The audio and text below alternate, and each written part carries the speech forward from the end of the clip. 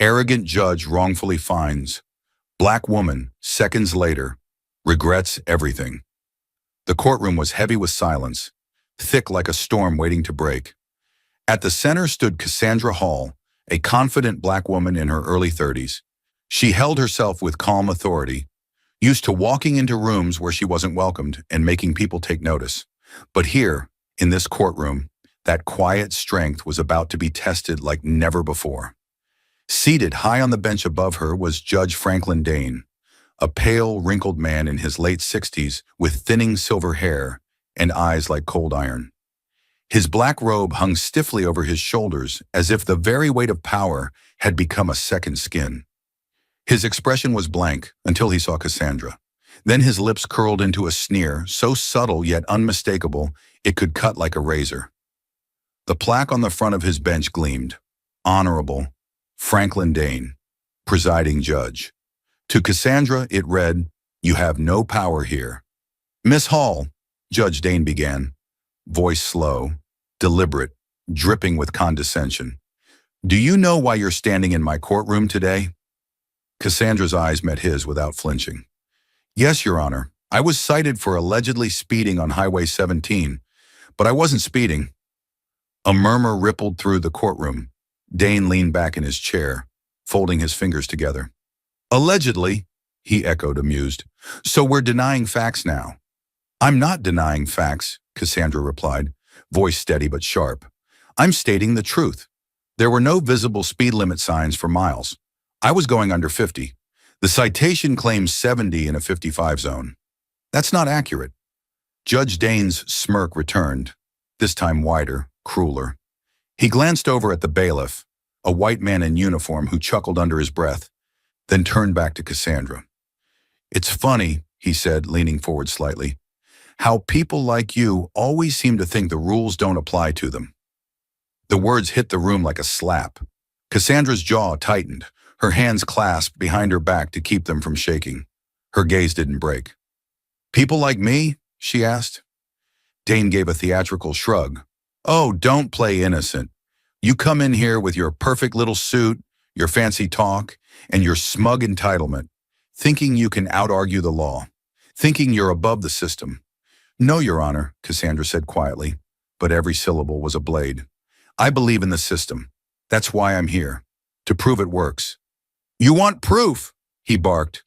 "Fine." He slammed his gavel against the bench. Bam!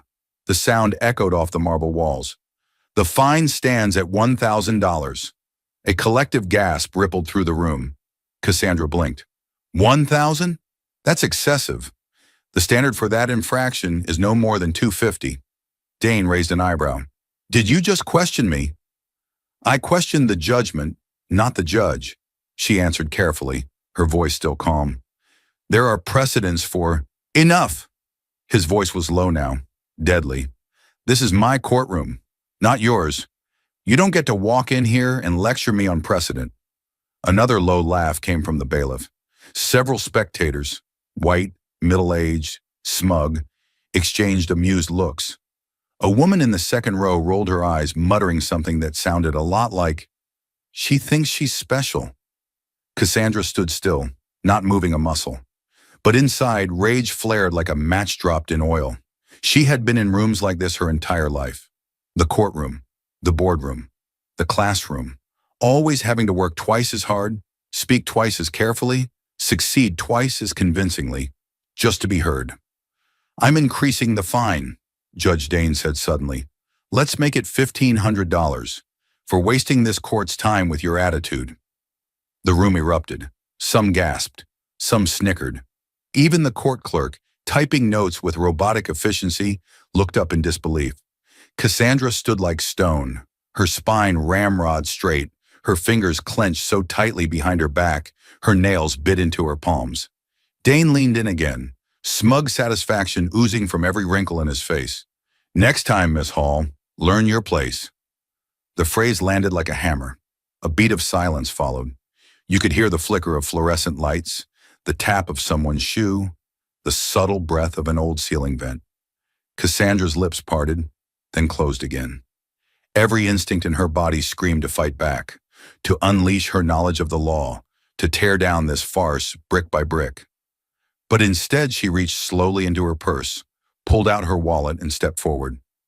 "I'll pay the fine," she said. Dane's grin widened like a wolf's. "Smart girl." Cassandra locked eyes with him one last time. There was no trembling in her hands, no shame in her eyes. Only something cold, something steady. She placed the debit card on the clerk's table. The clerk hesitated, glanced at Dane, then processed the payment in silence. Cassandra turned, heels clicking crisply against the polished floor, every step a declaration of defiance. She didn't look back, but as she passed the rows of smirking faces, she memorized them: the bailiff, the clerk, the old white man in the third row who had laughed the loudest.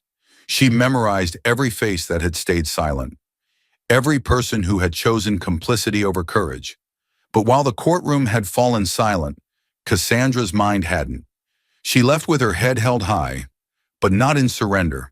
The fluorescent lights above Cassandra Hall's desk buzzed faintly, casting a sterile glow over the papers strewn before her like the aftermath of a storm. The air in her office felt colder than usual, tighter. Her fingers hovered over her laptop keyboard, unmoving, as if her body was bracing for what her mind was already beginning to suspect. She had just returned from the courthouse, $1,500 lighter, but far heavier in spirit. Judge Franklin Dane's voice still echoed in her ears. Condescending, venomous, unjust. Most people would have walked away, head down, ego bruised. Cassandra didn't. She came back here, and now she was hunting. Her office, tucked away in a quiet corner of the Justice Center's administration floor, wasn't glamorous. Just a desk, a filing cabinet, and a wall of legal books that smelled like dust and deadlines. But Cassandra didn't need luxury. She needed focus.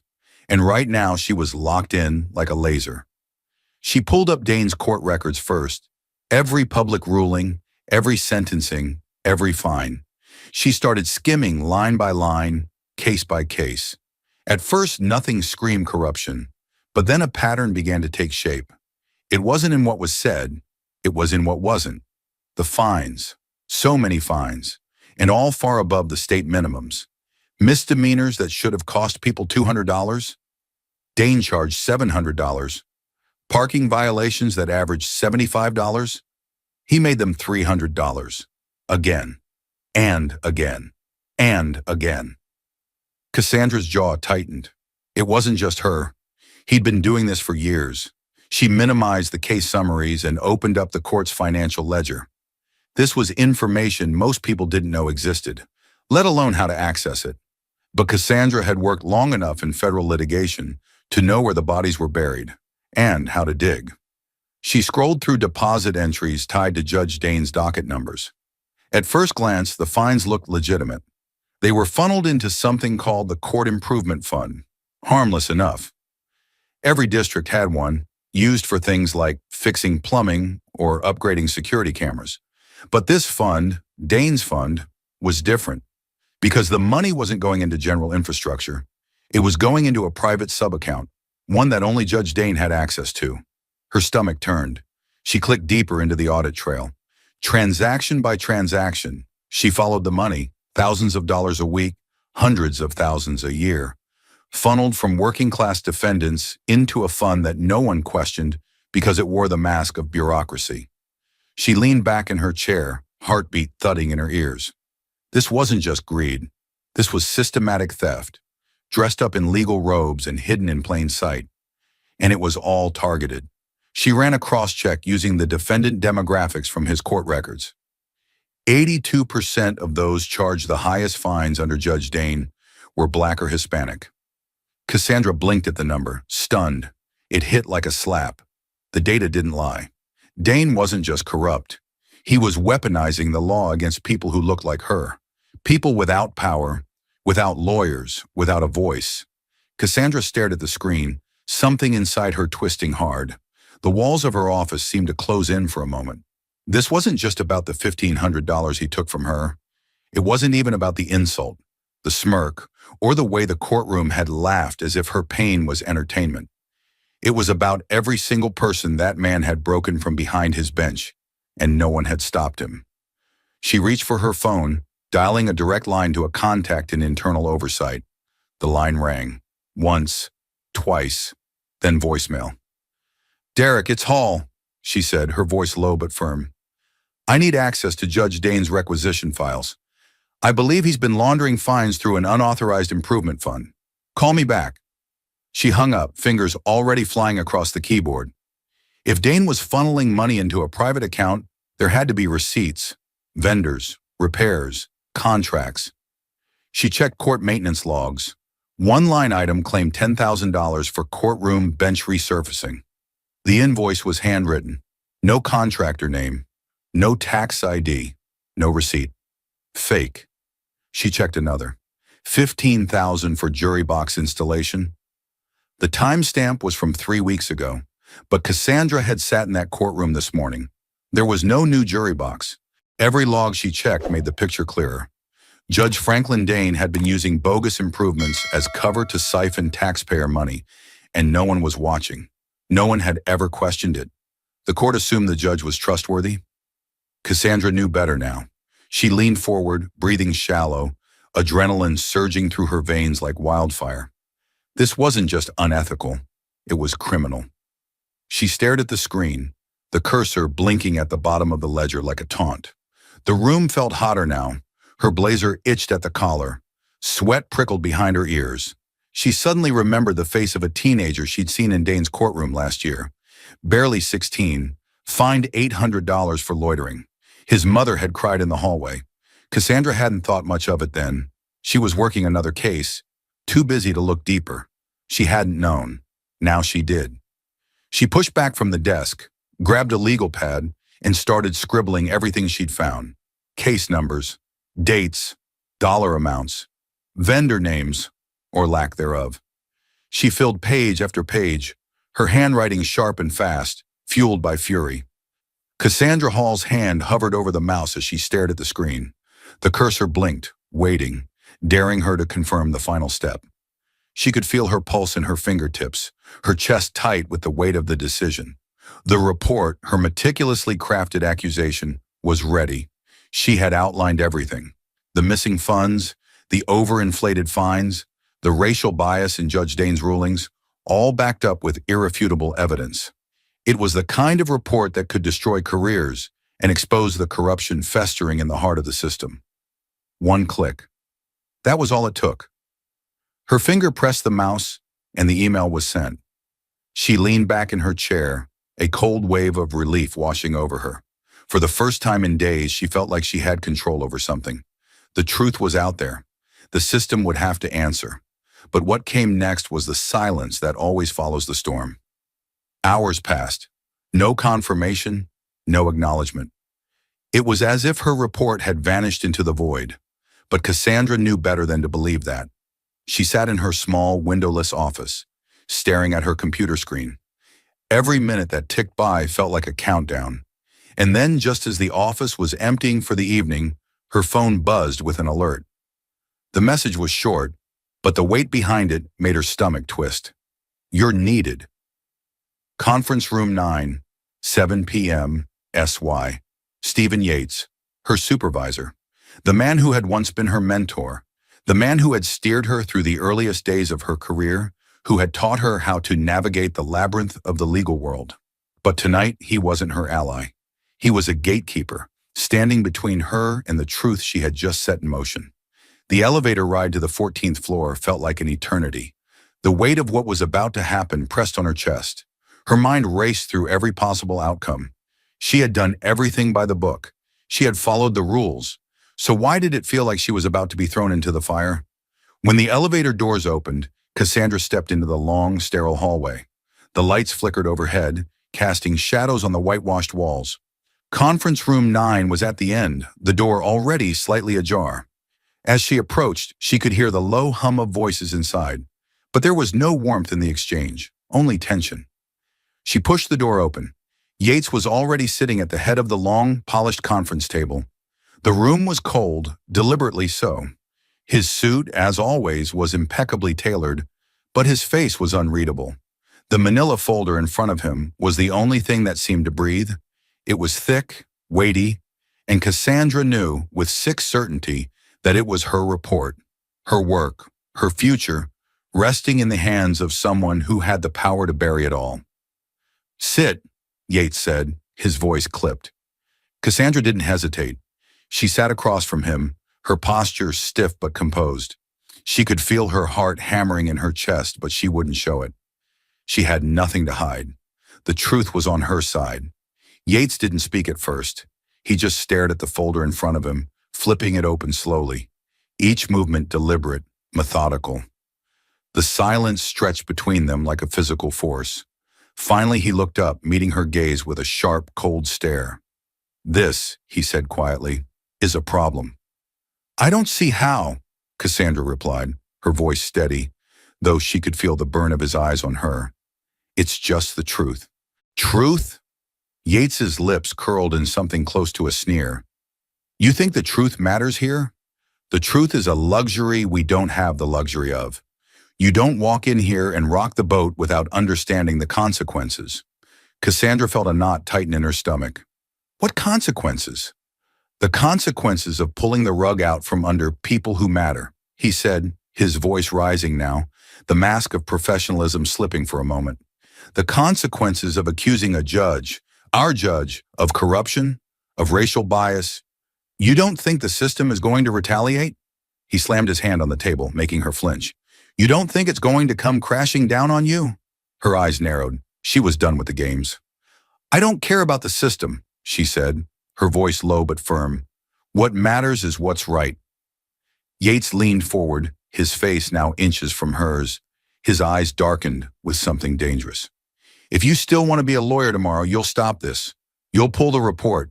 You'll pretend this never happened. If you value your career, you'll walk away from this before it costs you everything." For the first time in their conversation, Cassandra's heart skipped. His words weren't a suggestion.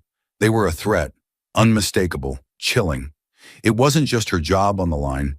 It was her future, her very career. The walls seemed to close in around her. She had never felt more alone.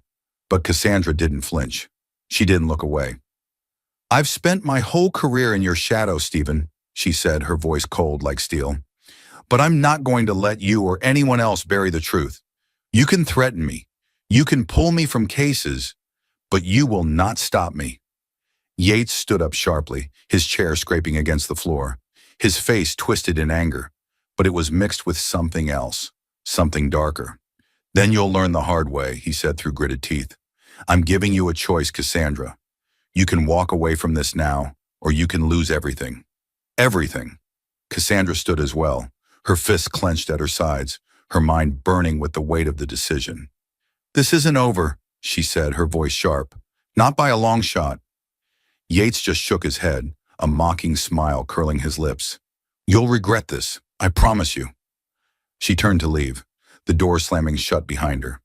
As she walked down the hallway, her heart pounded with fury, but also with something else, determination. Yates thought he could intimidate her, shut her down with threats. But Cassandra Hall wasn't the kind of woman who backed down when the truth was on the line. This was just the beginning.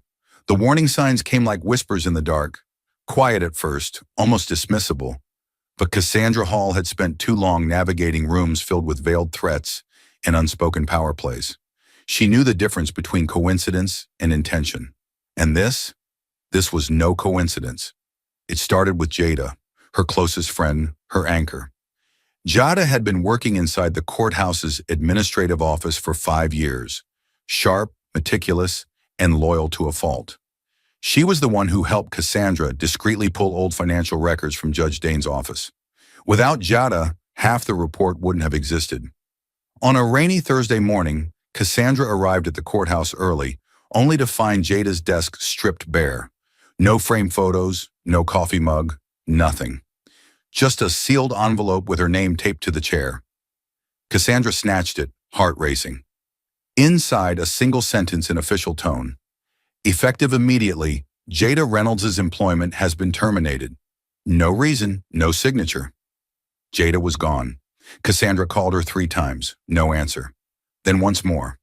On the 4th try, Jada finally picked up, her voice trembling like a violin string pulled too tight. I can't talk, she whispered. They know. Who? Cassandra demanded, already pacing her office. What are you talking about? But the line went dead. That night, Cassandra drove home with her jaw locked, knuckles white against the steering wheel. Rain pelted the windshield like a warning drumbeat. When she reached her apartment building, something felt off. The lobby was too quiet. The security guard who usually greeted her with a nod wasn't at the desk. Her stomach tightened. She climbed the stairs two at a time, keys ready in hand. But when she reached her door, her breath caught in her throat. The lock was broken. She froze. The metal was bent inward, pried open. The frame around the door splintered. She pushed gently, and the door creaked open with a sound that made her skin crawl. The lights were off. The air inside felt disturbed. Cassandra reached for her phone, using the flashlight to scan the room. Her living room had been ransacked. Couch cushions slashed open, drawers pulled out and dumped on the floor. Her bookshelf overturned, papers everywhere. But the worst was in her home office. Her laptop, the one with all the case files, encrypted records and private notes, was lying on the floor, the screen shattered, casing cracked open, hard drive exposed, not stolen, destroyed. She took a shaky step forward, her heart pounding against her ribs like a trapped animal. Her breathing was shallow now, a whisper on the edge of panic. She backed out of the apartment, hands trembling, and ran to her car. She didn't go inside. She didn't cry. She sat there in the driver's seat, with her fingers frozen around the steering wheel. That's when her phone buzzed. An unknown number. She opened the message. Know your place. Stay quiet, or next time it won't be the laptop. Her blood turned to ice. The message wasn't random. It wasn't empty. It was personal, and it was a declaration. We're watching you. She didn't sleep that night. She couldn't. She paced her kitchen in the dim glow of the stove light, her mind racing. They had taken her friend's job, broken into her home, destroyed her tools, and now they were threatening her directly. This wasn't about evidence anymore. It was warfare. Cassandra realized then that she was no longer part of a legal process. She wasn't filing motions or citing precedent. She was being hunted, silenced, cornered. This was no longer about proving Judge Dane's corruption in court. This was about surviving it. They wanted her afraid. They wanted her to back down. But Cassandra Hall had grown up knowing what fear looked like. She'd seen it in her mother's eyes when bills went unpaid, in her own reflection the first time a teacher accused her of cheating because she wrote too well. She had learned to wear fear like armor and keep moving anyway. Now that armor would be tested. The next morning, Cassandra didn't report the break-in. Not to local police, not to courthouse security. She knew better. If this was coming from inside the system, reporting it would do nothing but alert them that she was still fighting. Instead, she encrypted what files she had left, backed up her remaining data on a secure server, and bought a new phone with a fresh number.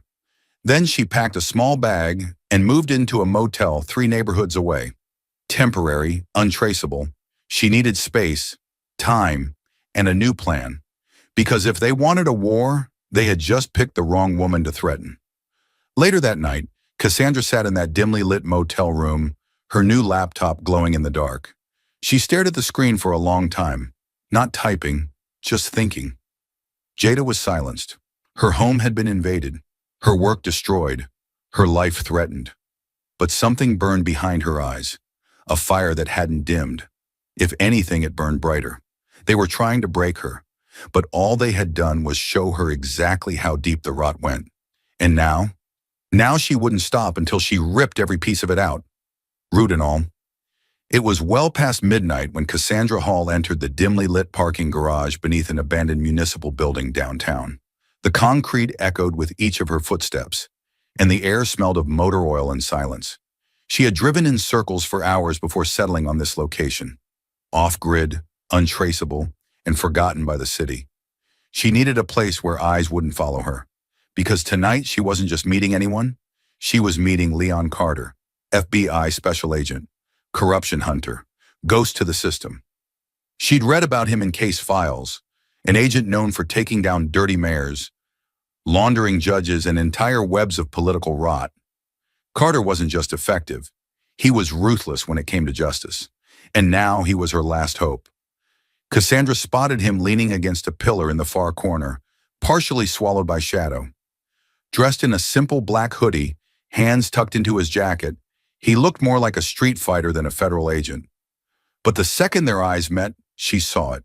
The calculation, the awareness, the readiness to move at the first hint of danger.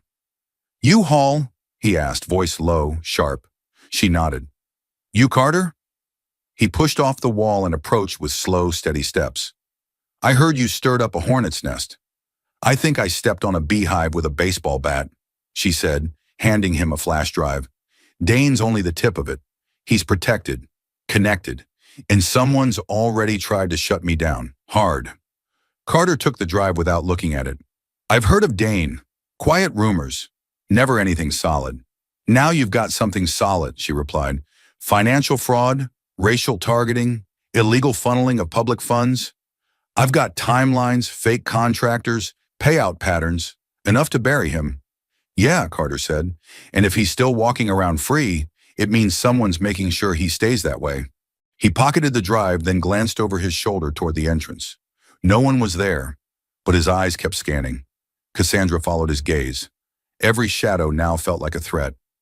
"They broke into my apartment," she said quietly. "Smashed everything.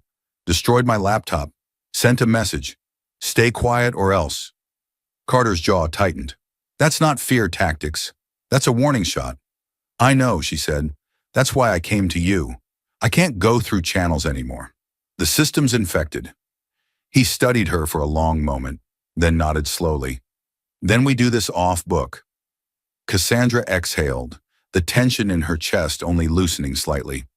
"What does that look like?" "A ghost investigation," Carter said.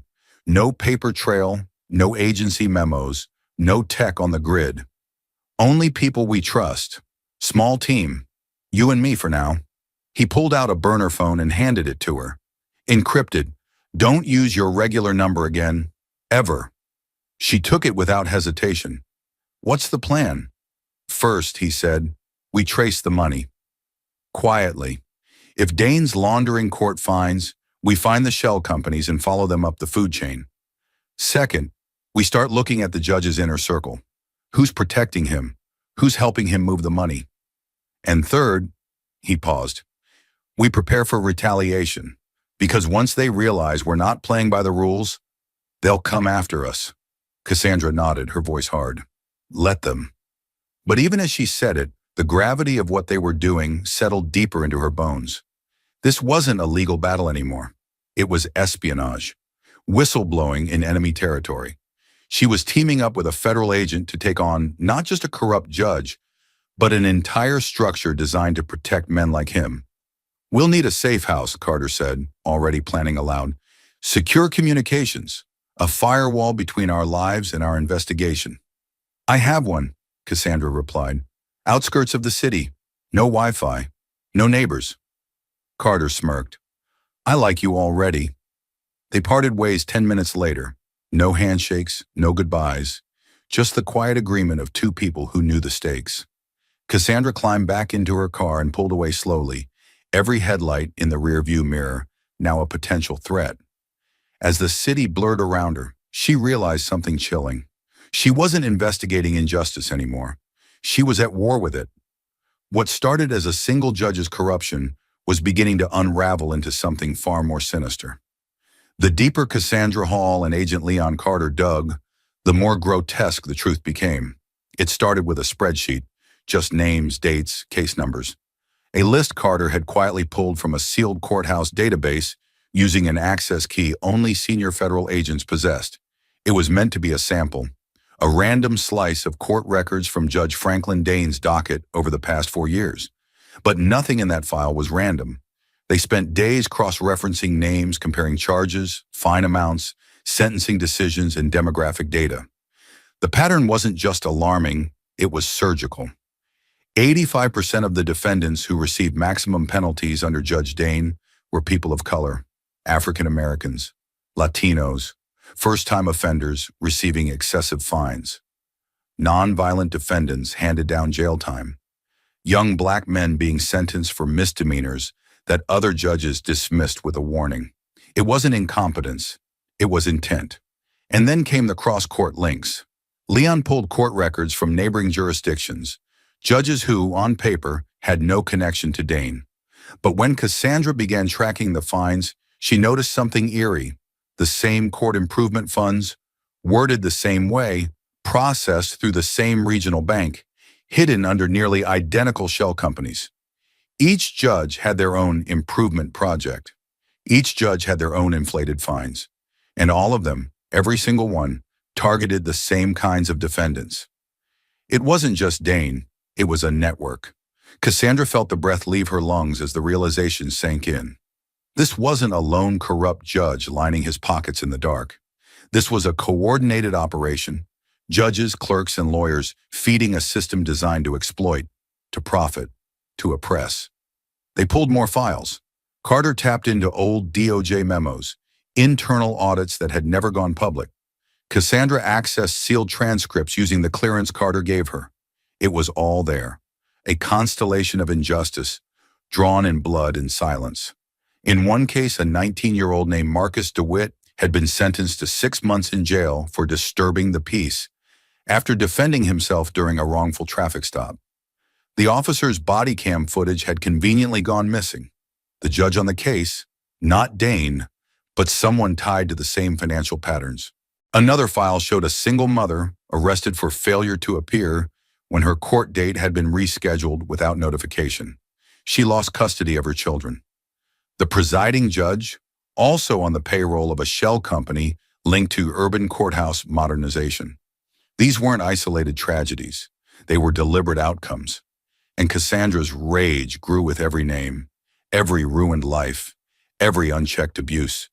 The weight of it threatened to crush her, but it also sharpened her purpose into something razor-edged. They mapped it all out on a wall in the safe house. Photos, strings, documents, arrows connecting counties, judges, banks, and LLCs. Carter pinned a new name every time they found another connection, and then they found the name that made everything fall into place. Senator Curtis Langford. He sat on the Judicial Oversight Committee, publicly hailed as a reformer. Privately, he'd received campaign contributions from the very development firms funding these court improvement projects. His fingerprints were all over the legislative backchannels that quietly approved funding, boosts to courthouses in the targeted districts. On paper, it looked like progress.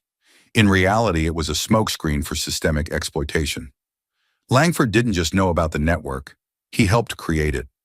Carter stood in silence as Cassandra read the last memo aloud. An internal email from Langford's office to a courthouse administrator authorizing a pilot program that allowed local judges to exercise independent discretion on minor offenses to reduce caseload. Discretion. That was the word they used to criminalize poverty. Cassandra sat down, her hands shaking slightly. "How many lives?" she whispered. Carter didn't answer. He didn't need to, because the wall said it all. Dozens of names, hundreds of faces, stories no one cared to hear. People the system had steamrolled, under the guise of justice. "This isn't a court scandal," Cassandra said, voice low, trembling. "This is a machine." "And Langford's the engine," Carter replied. They sat in silence, the reality sinking in like poison. Going after Dane was one thing, but Langford, a sitting U.S. senator with national reach, political cover, and access to the highest corridors of power? That wasn't a courtroom battle. That was suicide, unless they were ready to burn the whole thing down. Carter finally spoke. "If we do this, there's no going back. You're not just exposing a judge. You're threatening people who think they own the system." Cassandra looked at him, fire in her eyes. "They don't own me." That night, Cassandra drove alone to the heart of D.C. No safe house. No shadows. Just herself, in a plain black coat, standing at the foot of the most iconic building in the country, the Capitol. It towered above her, lit like a monument, majestic and hollow. She stared at it for a long time, not with awe, with fury, because somewhere inside that dome, powerful men in tailored suits were orchestrating injustice with a smile, wearing flags on their lapels while stealing futures from the people who believed in justice. Cassandra Hall had spent her life fighting for that belief. But now she was ready to fight against the lie it had become. The fight for justice is just beginning. More shocking twists are ahead. Don't miss a moment. Like, subscribe, and turn on notifications to stay with us. Thank you for standing for truth and justice. Where are you watching from? Let us know. The room was packed wall to wall with cameras, microphones, and a sea of skeptical faces. Journalists whispered behind lifted notepads. Photographers adjusted lenses with fingers itching for a headline-worthy shot. At the center of it all stood Cassandra Hall, calm in appearance, fire in her veins. Her navy suit was immaculate, but beneath the composed exterior, her heart pounded like a war drum. The podium in front of her bore the seal of the U.S. Attorney's Office.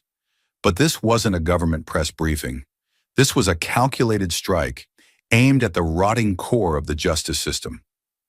Thank you all for coming, Cassandra began, her voice steady but sharp. Today I will present evidence of criminal misconduct and systemic abuse perpetrated by a sitting judge, Franklin Dane. Gasps rippled through the crowd. She continued without pause. This is not an accusation. This is a presentation of proof. With one motion, she signaled to the screen behind her. It flickered to life, revealing a meticulously crafted slideshow. Bank statements, forged contracts, photos of cash deposits, falsified expense reports. Every frame stabbed at Dane's carefully constructed mask of integrity. Judge Dane orchestrated an illegal operation that siphoned hundreds of thousands of dollars from inflated fines and funneled them into personal accounts. He targeted Black and Latino defendants disproportionately, using his bench as a tool of oppression. Whispers rose in volume. The story was too big to ignore now. Cassandra didn't stop there. She clicked to the final slide, a direct email link between Judge Dane and an entity named Langford Holdings, LLC, a development shell connected to Senator Curtis Langford. The room fell silent. Cassandra let the weight of the moment hang in the air. This wasn't a rogue judge, she said coldly. This was a network. Then the doors slammed open. Federal agents filed in. Black suits, stone faces. The cameras swiveled. At the back of the room, Judge Franklin Dane stood against the wall. Expression unreadable, arms folded. Two agents approached, presenting a warrant. Judge Dane, one said, you are under arrest for fraud, abuse of power, and conspiracy to commit financial crimes. Handcuffs clicked. Flashes exploded like lightning as Dane was led forward, his face bathed in the strobe of shame. But then, he smiled, a slow, smug smile. As the cameras crowded in, he turned to Cassandra and said loud enough for every mic to catch, "You think this is victory? You've barely scratched the surface. And you have no idea who you're really up against." The words hit like a slap, but Cassandra held his gaze, refusing to blink. Until the storm hit her. Within 24 hours, the backlash began. A letter arrived on her desk from the Department of Justice.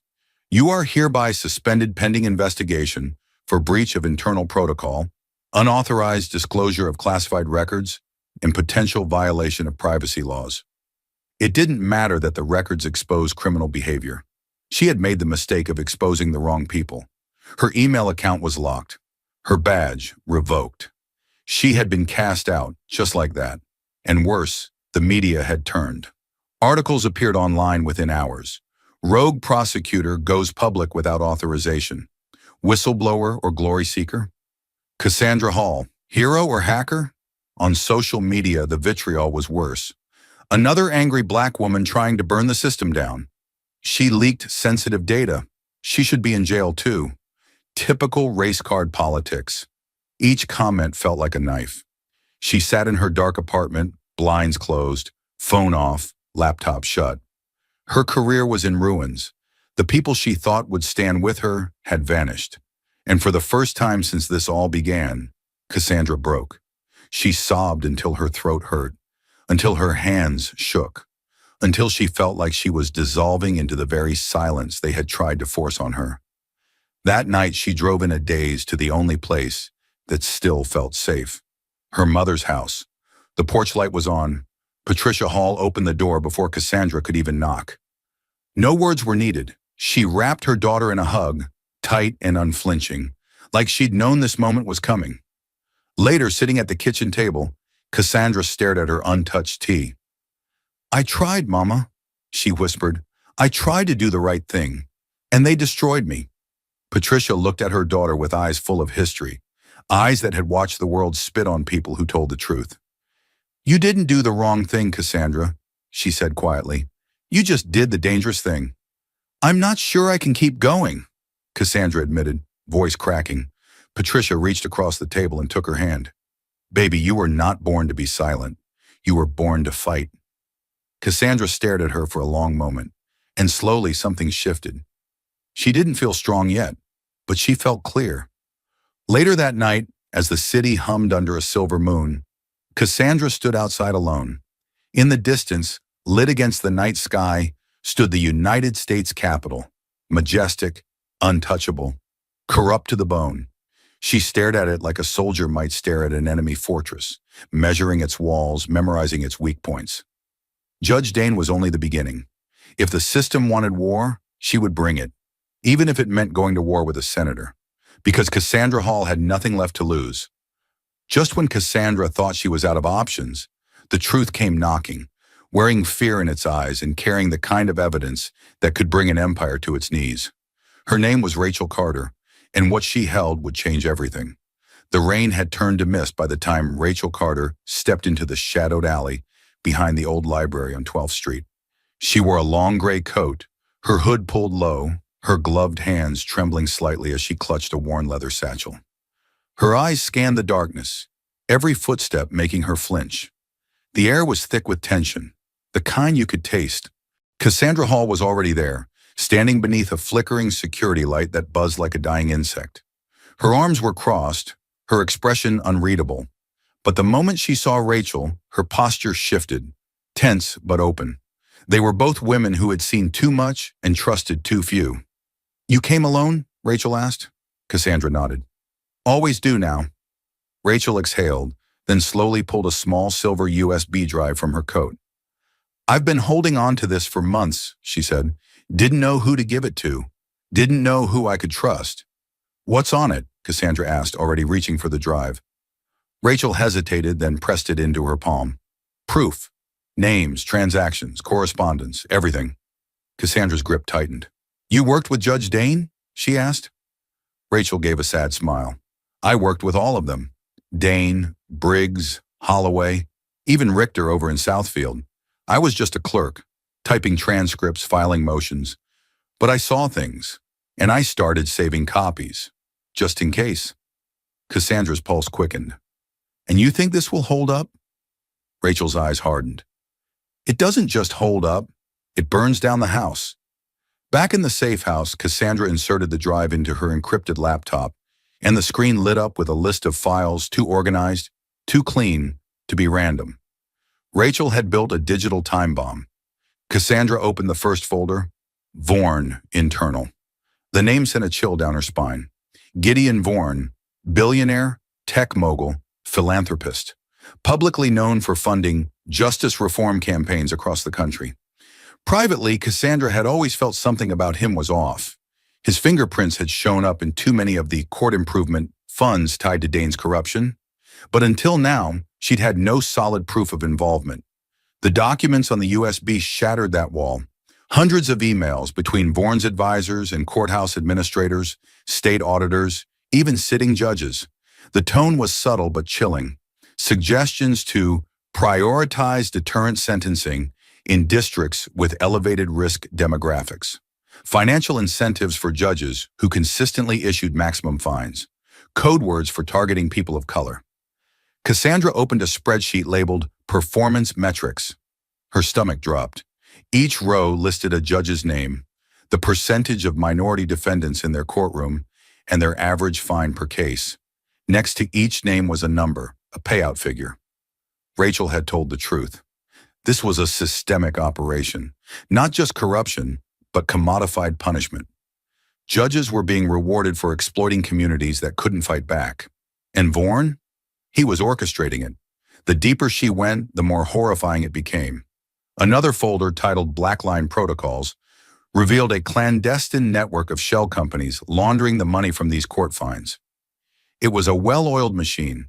Local courts issued excessive fines to poor, mostly minority defendants. The fines were routed into court renovation slush funds. Those funds were funneled into Vaughan-owned LLCs posing as contractors. Vaughan converted them into political donations, lobbying credits, and offshore transfers. It was judicial capitalism in its purest, ugliest form. Justice for sale. Cassandra sat frozen, eyes locked on the screen.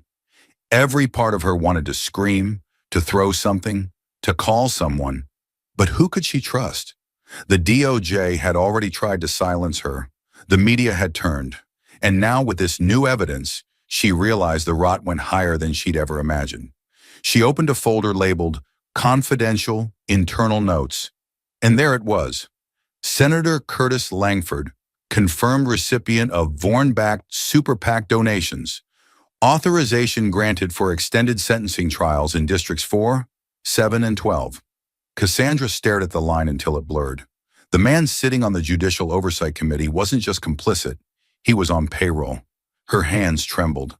This wasn't just about rigged trials, it was about mass exploitation, sanctioned at the highest levels of government.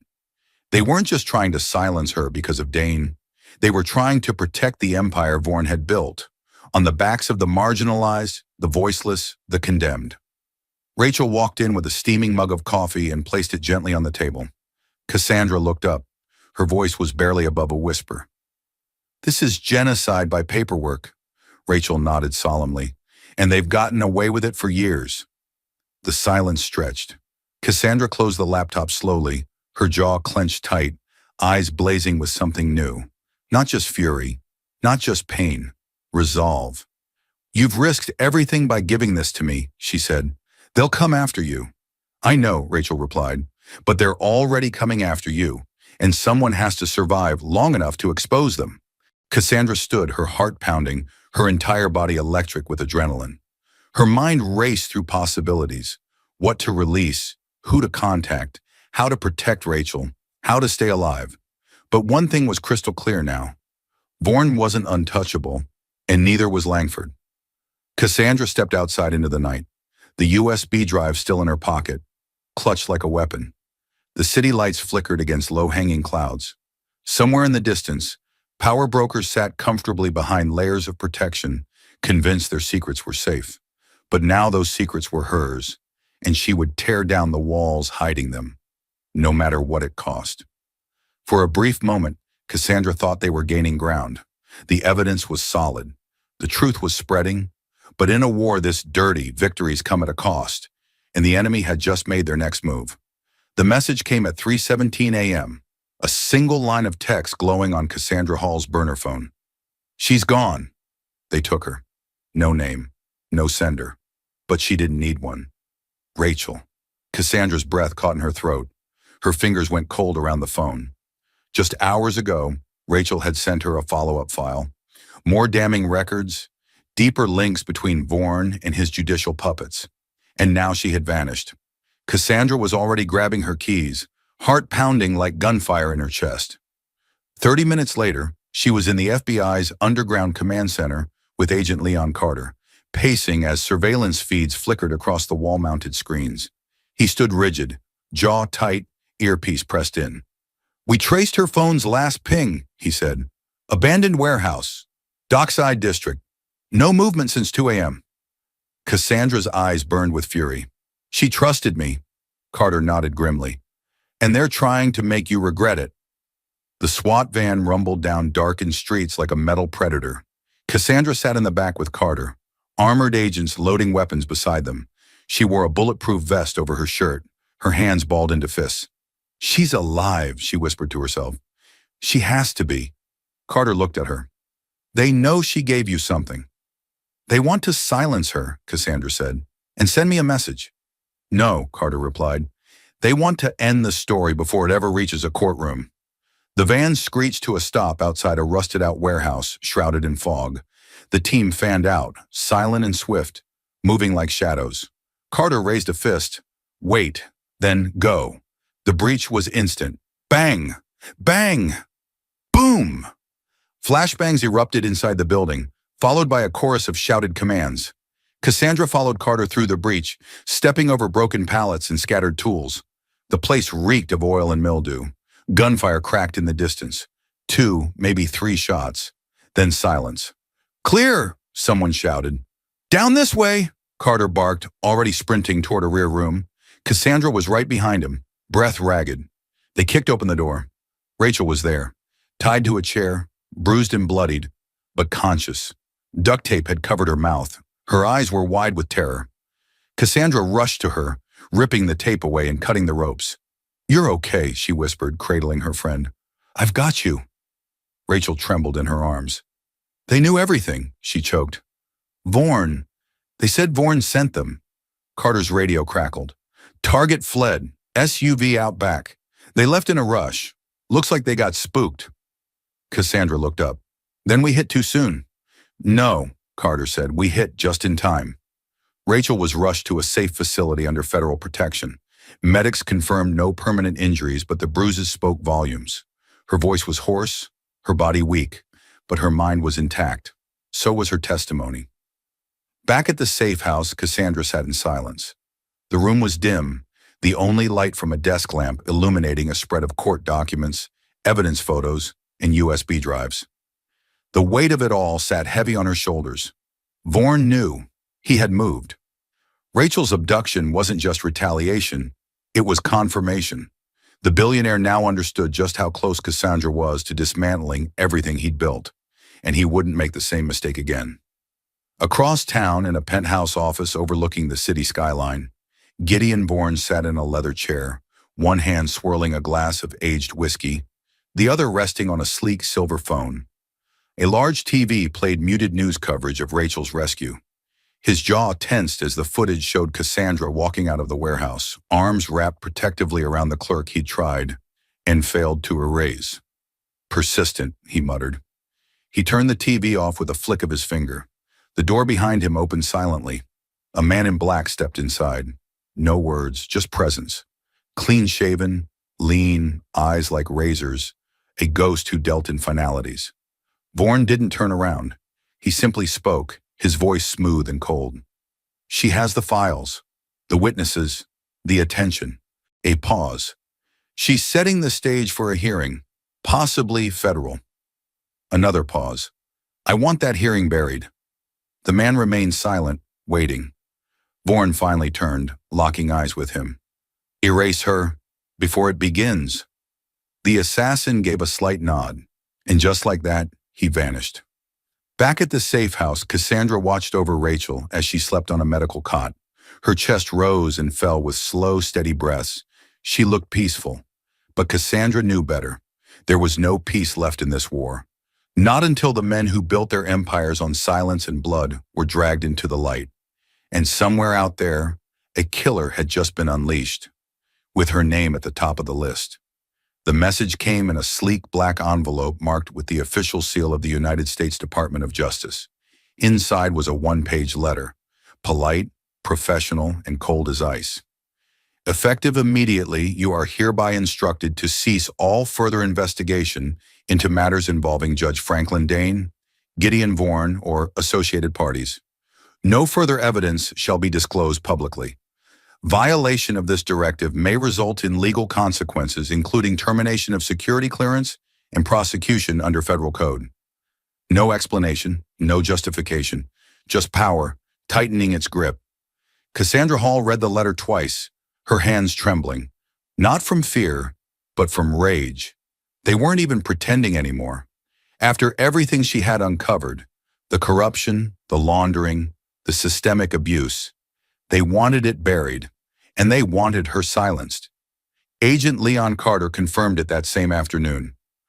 "We've been pulled off," he said bitterly, tossing his badge on the table. "DOJ override. Higher-ups just shut down our authority. No warrants, no raids, no subpoenas. They're freezing everything." "And Rachel?" Cassandra asked, heart sinking. Carter hesitated. "They've put her into forced witness protection. Anonymous. No press. No testimony. They're gagging the only voice we have." Cassandra stared at him, jaw clenched. They think if they erase her name, they erase her truth. They're trying to make sure this never reaches the public. Silence fell over the room, heavy and suffocating. This wasn't just obstruction. It was sabotage from within. The very people sworn to uphold justice were now protecting criminals at the highest levels. Cassandra stood slowly, a fire building behind her eyes. Then we go around them. Carter blinked. Around who? Everyone, she said. If they won't let us expose the truth in court, then we expose it where they can't control it, in front of the entire country. 2 days later, a mysterious press release shook the media cycle. Public hearing on systemic judicial corruption. Live streamed nationwide. Witnesses, evidence. Truth, Cassandra didn't ask for permission. She didn't wait for clearance. She secured a neutral federal hearing space with help from a retired judge who owed her a favor. She invited activists, attorneys, ex-defendants, whistleblowers, and most importantly, she invited cameras. Broadcast trucks lined up around the building. C-SPAN cleared the schedule. YouTube and Twitch simulcasted the stream.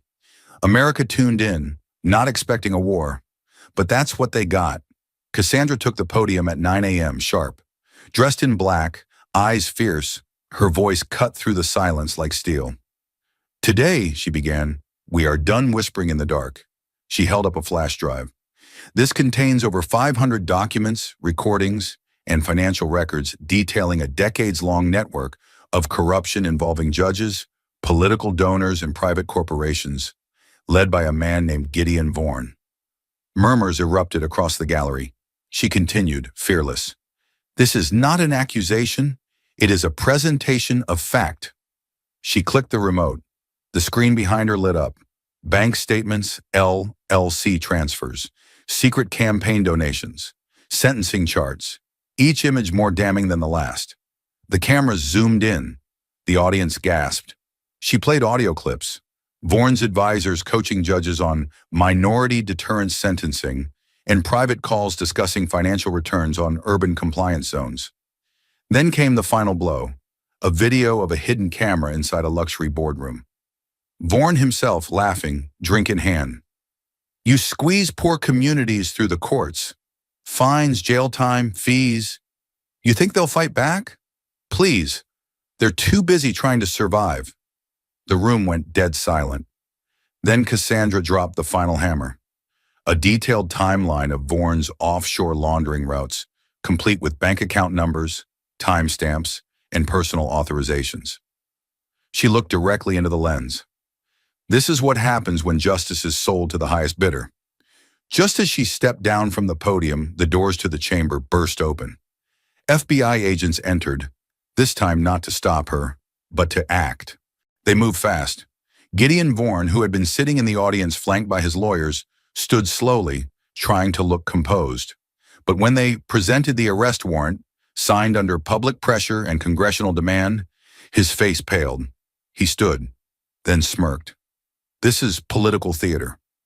But the agent said coldly, it's over. Handcuffs snapped around his wrists. Cameras rolled. The country watched it live. And for the first time in Cassandra's long, bloody battle, the monster was in chains. The fallout was instant. News outlets exploded. Headlines flooded every screen. Billionaire Gideon Vaughan arrested in live corruption hearing. Whistleblower Cassandra Hall Sparks, federal investigation into judicial system.